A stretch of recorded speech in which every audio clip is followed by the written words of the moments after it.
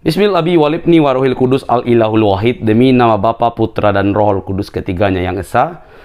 Amin. Salam sahabat sekalian yang dikasihi oleh Tuhan. Berjumpa kembali dengan saya di channel ini. Terima kasih telah mendukung perkembangan channel ini dengan cara subscribe, memberi like, sehingga video di channel ini direkomendasikan oleh YouTube untuk menjangkau banyak orang.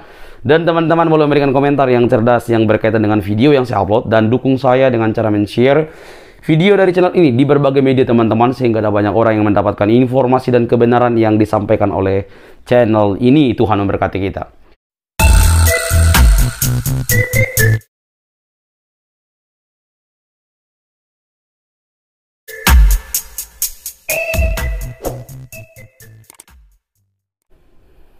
Ya, silakan Bu Winer. Iya, saya tertarik tadi. Saya yang tertarik tadi ketika Bu Ti ada pertanyaan itu, apa beda Muhammad sama Yesus? Saya tertarik di situ tuh. Masya Allah, itu nggak bisa dibandingkan. Beda. Letaknya aja, merekanya aja sudah di mana? Tuhan kita sudah di surga lah. Mr. Ed di mana?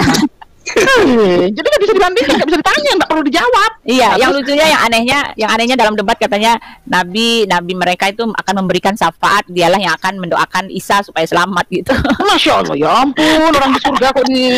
Iya. Lalu itu beauty. Surga, yang satu masih Itu aneh kan. menghina Mr. M itu mah. Satu lagi nih yang tertarik saya. Kita kepada Tuhan kita memanggil Bapa. Ya kan Bu Uti bilang tadi kan, kita kepada Bapa kita memanggil, kepada Tuhan kita memanggil Bapa. Seperti perumpamaan Yesus kepada muridnya, 100 domba ada di sini, satu saja yang hilang, yang 99 akan ditinggalkannya untuk mencari yang satu. Itulah saking sayangnya dia kepada domba, itu gembala itu kepada dombanya. Itu gembala saja kepada domba seperti itu, apalagi bapaknya. Nah, kan itu sangat menarik banget. Terus ada lagi kemarin keberuntungan kita memang sangat besar dengan mengenal Tuhan ini. Kenapa saya bilang Putih? Di situ kemarin itu terbuka pikiran saya. Kenapa saya terbuka pikirannya? Kalau selama ini mereka kan insya Allah. Kenapa kok mereka bisa insya Allah ya? Kalau sudah berbuat baik ya harusnya masuk dong ke amin gitu ya. Amin. Tapi kenapa mereka masih insya Allah? Sedangkan kita pasti tidak ada insya Allahnya lagi. Karena kita memang diutamakan itu adalah iman terlebih dahulu. Kamu berbuat baik, kamu berbuat amal, apapun yang kamu lakukan, kebaikan apapun, tetapi kalau kamu tidak ada iman, yaitu imannya itu kemana? Kepada Tuhan Yesus lah ya. Karena hanya dialah jalan satu-satunya menuju ke surga. Sebaik apapun kita, kalau kita tidak punya jalan, kita nggak bakal nyampe. Itu yang membuat saya terbuka kemarin gitu. Secara siapa kemarin, Madia kalau nggak salah ya. Oh iya, Madia mengatakan dia bertanya, buat apa orang Kristen berbuat baik, apa gimana gitu ya. Terus ada yang nanya, terus kalian berbuat baik buat apa? Kami mau cari ridho Allah. Masih mencari, betul. Masih mencari. Itu kemarin kata Madia, kami masih mencari. Pantesan insya Allah. Pantesan. Makanya saya langsung, aduh, puji Tuhan, terima kasih Tuhan Yesus, aku sudah dipilih untuk beriman kepada Tuhan Yesus. Dan sekarang saya sudah punya modal nih, istilahnya udah punya tiket nih. Jadi bagaimana saya menggunakan tiket ini, apa yang harus saya lakukan supaya tiket ini berlaku? Nah kan sekarang itu istilahnya. Makanya iman tanpa perbuatan sama dengan kosong, percuma, sia-sia. Perbuatan tanpa iman sama dengan kosong, percuma, sia-sia, artinya mati. Ya, berarti supaya itu hidup, ya iman itu harus berbuah. Apa buahnya? Ya buah-buah roh, sukacita, sabar, panjang, baik hati, segala macam. Ya buah-buah roh itu. Dan kemarin dia nanya lagi, berarti kalau kita sudah percaya Tuhan Yesus katanya, terus kita membunuh tetap aja masuk surga ya? Hell, on. Betul. Berarti kamu punya iman, tetapi kamu masih melakukan kejahatan, itu berarti tidak berbuah. Itu berarti percuma. Wow, idiot itu, cuma dia idiot itu. Idiot itu. Kesel banget saya mau menjelaskan ini panjang lebar begini, akhirnya dianya. Itu tetapi setelah dia menjelaskan, ada orang yang nanya, terus Madia, kalian itu berbuat baik untuk apa? Kalau kami berbuat baik itu ada tujuannya apa? Mencari ridho Allah. Pantesan berbuat baiklah, sholatlah, perbanyak amalmu. Apa namanya tuh yang ada timbangan itu apa Buti namanya? Kalau di muslim Siratul mustaqim apa timbangan Kan itu? Oh iya, suratul mustaqim. apa namanya? Pahala. Apa dibelah tubuh, rapot. Pahala. Nah, kumpullah pahalamu sebanyak-banyaknya. Insya Allah. Aduh, masih insya Allah. Berarti masih sia-sia dong. Ya kalau Allah yang dengar dia, kalau Allah yang berkenan. Kalau malah berkenannya sama orang yang berdosa, sama orang yang berbuat jahat tetapi langsung apa namanya? Bertobat, sia-sia dong dia. Masya Allah, pantesan insya Allah itu yang membuat saya bersyukur. Mungkin itu yang mau saya sampaikan. Ini ada lagi kesaksiannya Pak Tasbih nih. Saya pengen dengar kesaksiannya Pak Tasbih. Dia kemarin sama Pak Ferdiansah ya. Dia katanya enggak Bu, belum bersaksi. Penasaran saya, tidak ada dia bersaksi.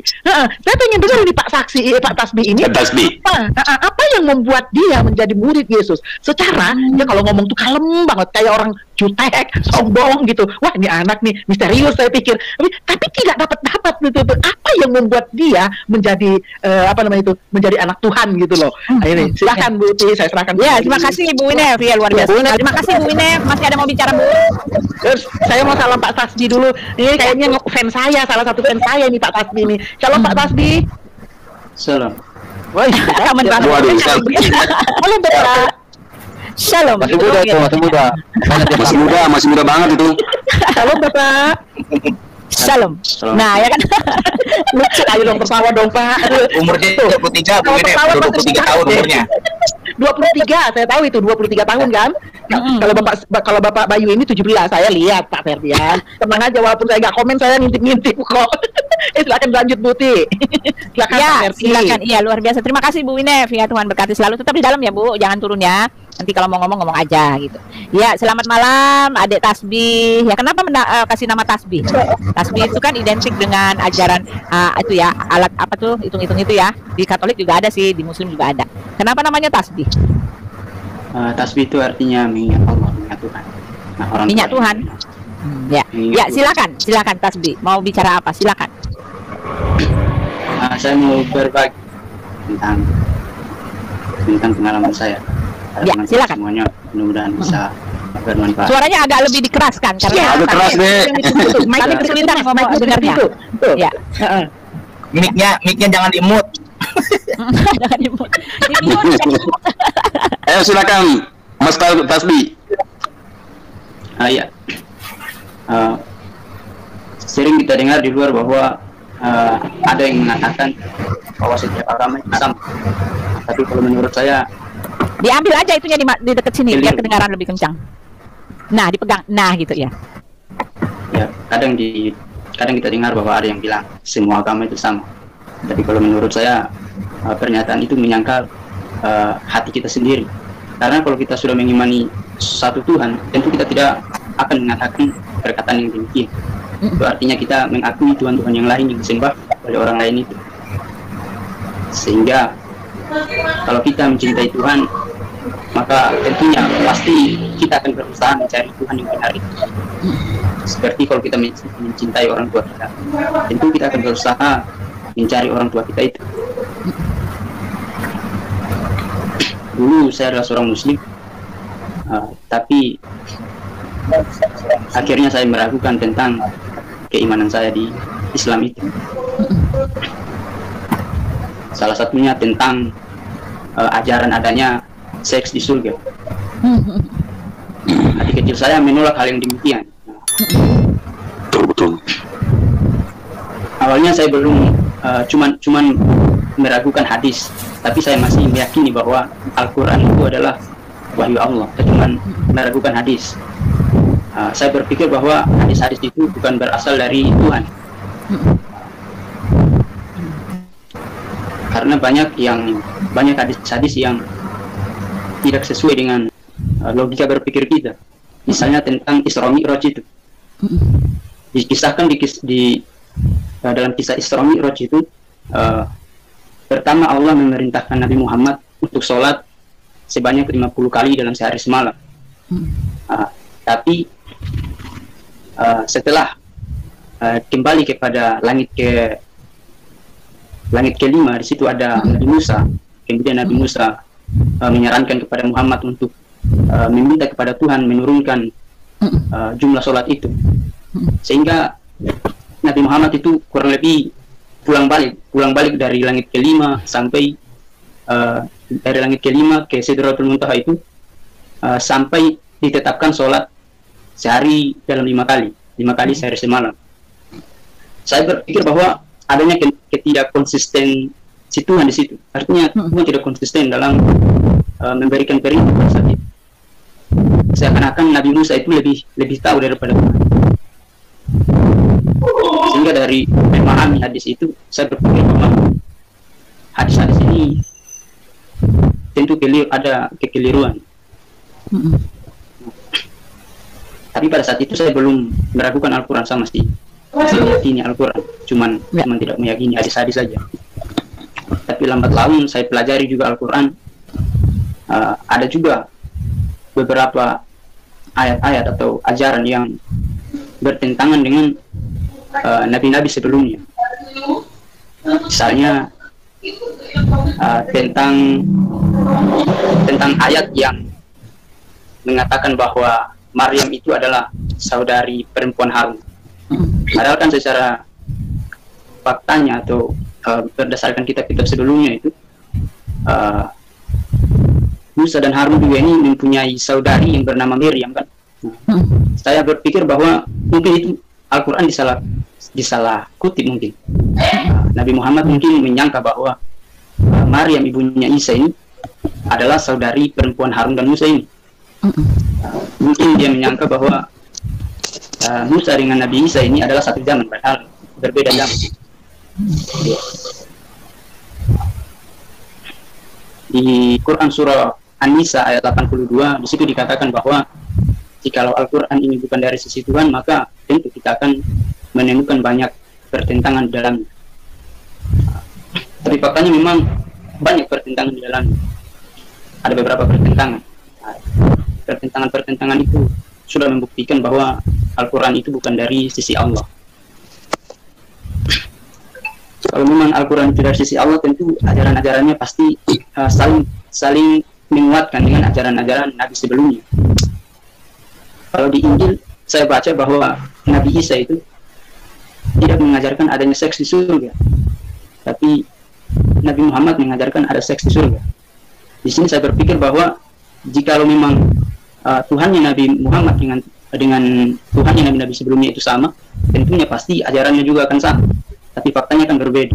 Pasti Tuhannya berbeda. Iya. Tapi pada saat itu, setelah saya meragukan keduanya, Al-Quran dan hadis, saya belum meyakini bahwa Isa itu adalah Allah dan Juru Selamat. Sampai saat itu saya berdoa meminta kepada Tuhan untuk diberi petunjuk, untuk diberi pencerahan tentang Tuhan yang benar itu bagaimana. Jadi suatu ketika saya melihat suatu video Bapak Bambang Nursena, kalau tidak salah ya, Bapak Bambang Nursena, tentang Trinitas, tentang kekristenan. Jadi dari situ saya mulai ada pencerahan begitu mengenai siapa itu Isa Al-Masih. Dan juga dari ceramah-ceramahnya Abang Tanpa Lagi, Andre Tunggal. Dari situ saya mulai tertarik untuk mendalami siapa itu Isa Al-Masih. Sehingga di Al-Quran juga ada beberapa ayat yang mengisyaratkan tentang siapa itu Al-Masih. Di Al-Quran dikatakan bahwa Isa Al-Masih putra Maryam itu adalah kalimat dari Allah dan juga roh dari Allah. Dan ternyata ayat itu ada hubungannya dengan ajaran-ajaran yang ada di dalam Injil ini. Contohnya seperti Yohanes pasal 1 ayat 1 itu. Pada mulanya adalah firman itu bersama dengan Allah, dan firman itu adalah Allah. Jadi pada saat itu yang awalnya saya berpikir bahwa tidak mungkin manusia jadi Tuhan, tapi setelah mendengar ceramah-ceramah dari Bapak Bambang Nursena dan yang lainnya, hati saya mulai terbuka untuk bisa menerima Isa Al-Masih itu adalah Allah yang Juru Selamat kita. Tapi saya mulai meragukan Al-Quran dan Sunnah itu di tahun 2019. Di tahun 2021 baru saya dibaptis. Ya, dibaptis 2021. Jadi baru dibaptis. Dan saat ini saya masih berusaha menjadi apa yang dikehendaki oleh Tuhan. Mempelajari Alkitab, Injil, untuk mengetahui apa saja yang menjadi kehendak-kehendak Tuhan, supaya kita bisa mempraktikkannya dalam kehidupan kita sehari-hari. Ya, kurang lebihnya itu saja. Ya, luar biasa sekali ya, luar biasa Ibu ya. Ibu Wine, Pak Aritonang, Pak Aceh YS ya, bukan Mamat, sorry ya, kita mendengar ya kesaksian. Kalau dipikir-pikir banyak sekali ya orang-orang dari luar itu yang datang terima Yesus ya. Justru bukan karena enggak banyak yang dari apologet gitu ya. Yang banyak itu dari mereka merenung sendiri dari kitabnya sendiri ya. Ini kenapa begini gitu kan. Nah, ini lagi satu lagi buktinya kenapa begini gitu. Kemarin saya di tempat kesaksian saya itu siapa si Aldi siapa namanya Aldi Putra itu. Justru dia waktu diajak kayak mau acara pengkajian gitu kan ke masjid yang besar gitu. Di situ ada ustadznya ngajarin nabi-nabi tentang nabi-nabi. Ya sampailah pada Nabi Isa. Nah, diterangkanlah Nabi Isa begini. Jadi dia kebingungan sendiri loh, kenapa bagusan Nabi Isa daripada Nabi saya gitu kan. Iya kan? Ininya kan kenapa dia lebih hebat, lebih ini. Akhirnya dia tertarik sih apa sih Nabi Isa itu. Akhirnya sekarang jadi Kristen gitu. Jadi buat yang muslim-muslim hati-hati kalau mau cerita tentang Nabi Isa ya. Justru akan membuat banyak orang datang kepada Nabi Isa gitu kan. Ya, luar biasa ya, tasbih luar biasa ya. Nanti tolong ditaruh di private chat dong nomornya ya. Coba ada kesaksian yuk di tempat saya yuk, mengisi acara di tempat saya. Bisakah? Bisa tasbih? Iya, ditulis namanya ditulis ya namanya ya di itu ya. Itu apa di private chat. Nanti saya catat ya. Bisa? Saya nggak punya nomornya soalnya nih. Iya, kita baru ketemu ya. Iya. Ya, luar biasa teman-teman ya. Ini ada Pak Sor, ada Pak Bukan Mamat. Pak Sor, bagaimana Pak Sor? Setelah itu terakhir Pak Bukan Mamat ya. Setelah itu kita tutup sudah jam 9 lebih. Ya, silakan Pak Sor. Halo. Salam. Halo. Ya. Ya. Ya bagus sekali ya. Bagi tasbih ini mau pelajari kitabnya. Ya ini ya jujur. Kalau orang jujur pasti ketemu kebenaran ya kan. Mencari kebenaran kalau memang mencari akan ketemu ya. Iya Bu, sebenarnya sudah banyak dari sebelah itu yang merasa kitabnya aneh tapi tidak jujur pada dirinya sendiri gitu. Iya.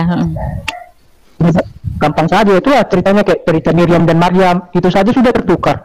Iya. Apalagi penyaliban Kristus. Mana ada yang bisa bantai itu Tuhan Yesus sudah disalib. Iya, kemarin saya pakai Alkitab. Kemarin saya ketemu itu Pak, ketemu lagi saya baca-baca ya. Ketemu lagi itu Yusuf waktu bapaknya dibawa ke Mesir kan, waktu dia bertemu lagi dengan bapaknya itu kan mamanya udah meninggal kan, istrinya Yusuf itu udah meninggal kan, betul nggak Pak? Iya. Jadi tinggal Yusuf sendiri kan, ya, masalah caranya ke-12 orang itu, tapi di situ di Quran saya lihat ada istrinya masih ada, bilang, saya bingung kenapa begini gitu. Padahal kan setelah itu kan bapaknya Yusuf itu kan Yakub ya. Yakub itu melahirkan 12 itu kan ya Pak Aritonang kan masih ingat kan? Yakub melahirkan 12 anak, salah satunya 12 anak ya. Yusuf Benyamin ya. Setelah itu kan istrinya Yakub itu kan Ribka ya. Iya, istrinya Yakub kan Ribka kan sudah meninggal kan? Ya. Mereka berangkat ke Mesir itu udah meninggal kan? Udah nggak ada kan? Tetapi kemarin saya ketemu, cuma saya lupa ya. Saya ketemu itu masih ada gitu. Saya bilang bagaimana bisa begini ya saya bilang. Jadi istrinya belum meninggal. Jadi yang masuk ke Mesir itu Yusuf membawa orang tuanya, bapaknya dan ibunya. Saya kaget loh kok ibunya Ribka kan udah meninggal. Seingat saya segitu ceritanya kan seperti itu ya. Makanya ada banyak sekali kalau kita baca banyak sekali keanehan-keanehan yang nggak sama Pak dengan diisi kitab kita gitu. Nggak sama ya. Iya. Ya. Silakan. Satu lagi yang paling punya masalah penyaliban Kristus itu sudah jelas, nggak usah pakai Alkitab aja. Orang-orang sejarah Romawi sama sejarah Yahudi pun sudah mengakui bahwa penyaliban Kristus itu memang benar adanya. Bukan dongeng-dongeng atau gimana. Kan begitu. Jadi sudah jelas kalau itu memang mau kita bilang apa lagi coba. Nah, makanya mereka maunya diserupakan. Kalau mereka kan iya. Tambahan. Masa kita lebih percaya sama buku yang 500 tahun kemudian daripada sejarah Romawi sama sejarah Yahudi ya kan? Ya makanya Pak yang jadi mualaf itu otaknya taruh di pantat kali itu. Mungkin ini Pak, mungkin karena daratan, karena perkawinan banyak begitu Pak. Di terakhir dia stres, ya udah balik lagi. Memang karena dia nggak niat untuk iman ke situ, tapi terpaksa di keadaan gitu. Banyak orang begitu Pak. Kita doakanlah supaya dia kembali kepada Kristus, kan begitu. Ya maksud saya begini Pak. Kalau memang Kalau maksud saya begini Pak, itu kan hak privasi seseorang Pak kalau mau dia pindah ke agama lain. Tapi yang saya maksud jangan dia menjelek-jelekan agama lama. Saya pernah Pak di Facebook itu saya pernah komen itu hak privasi orang, tapi jangan menjelek-jelek. Saya juga menghimbau ke Kristen, ke Islam. Jadi kita jangan menjelek-jelekan. Ya. Kalau mereka nggak menjelekkan nggak laku Pak itu Pak Aceh. Betul. Saya jujur aja. Nah, silakan Pak. Ya. Silakan Mas. Contohnya lah kayak Wal ini kan. Dulu dia waktu di Kristen tidak pernah ada videonya menghujat Islam. Sekarang kok dia jadi Islam kok menghujat kekristenan tiada taranya ya kan? Kayak itu. Udah kan? Kalau siapa Pak Ahmad Kenama, kalau saya lihat-lihat ya Ahmad Kenama, lalu ya semua itu yang bilang Yesus bukan Tuhan, itu berdasarkan ketidaktahuan mereka. Makanya saya bilang pantas aja kalian bisa ninggalin Yesus ya. Kalau dia tahu ya, kalau mereka mempunyai pengetahuan yang jelas apa Yesus ya tentang iman mereka yang lama itu, nggak akan mungkin mereka bisa tinggalkan Yesus gitu loh, hanya untuk pergi menyembah yang bukan Tuhan gitu kan. Nggak mungkin dia bisa lakukan itu, karena kalau nggak ada keselamatan di luar Yesus itu emang begitu adanya.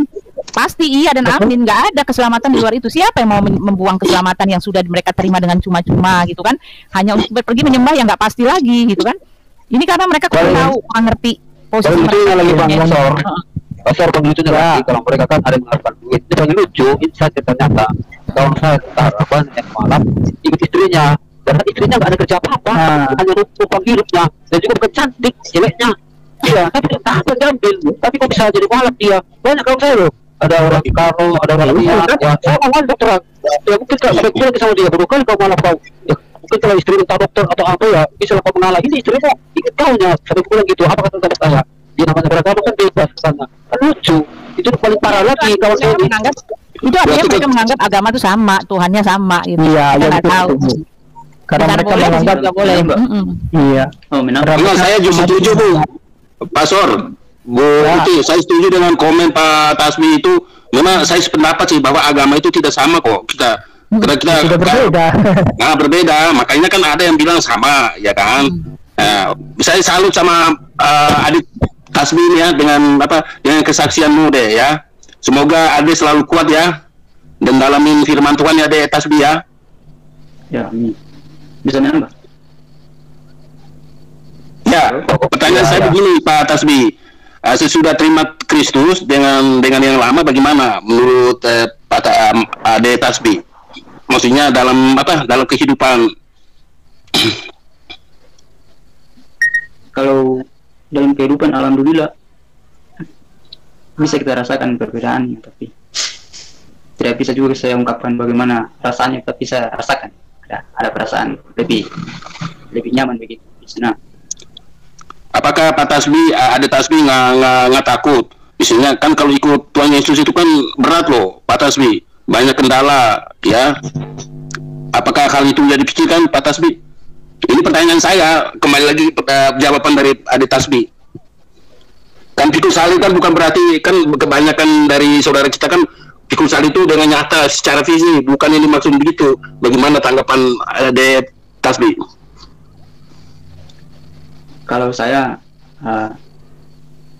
tidak takut, karena saya berpikir bahwa hubungan kita dengan Tuhan itu adalah seperti hubungan orang tua dan anak. Iya, betul itu. Mantap, bagus. Terima kasih. Dan juga kan Tasbih, dan juga gini lagi, kalau udah ikut Yesus tidak ada lagi siksa kubur. Ya datangi apa mangkuk ada lagi mangkuk di situ kalau ikut Yesus gitu Pak. Iya. Ya cuma untuk menguatkan pertanyaan menurut buku itu bagaimana bisa menjawabnya Pak? Kalau ada pertanyaan bahasa bagi mereka, kalau mereka kan ada pertanyaan mau disiksa di buku itu, kalau dalam ajaran Islam. Iya, Musa bagaimana nggak lolos lah? Kalau dalam Islam kan ada ajarannya tentang siksa kubur. Nah betul. Tidak ada jadi kalau ditanya mantra buka, sebenarnya tidak harus ada pertanyaan itu lah, karena itu pertanyaan perspektif Islam boleh. Cuman saya kasih satu ayat de Tasbih boleh nggak untuk menguatkan Ade ya? Iya. Matius pasal 5 ayat 10. Berbahagialah orang yang dianiaya oleh sebab kebenaran, karena mereka lah yang mempunyai kerajaan surga. Seperti yang tadi, gitu loh. Kita walaupun dianiaya, dihujat, itu udah beban kita sebagai pengikut Kristus gitu, de Tasbih. Ya. Ya. Oke teman-teman, sampai di sini video saya. Semoga kita semakin hati-hati, karena ada banyak orang yang mencaplok nama Yesus dan katanya mereka mengikuti ajaran Yesus.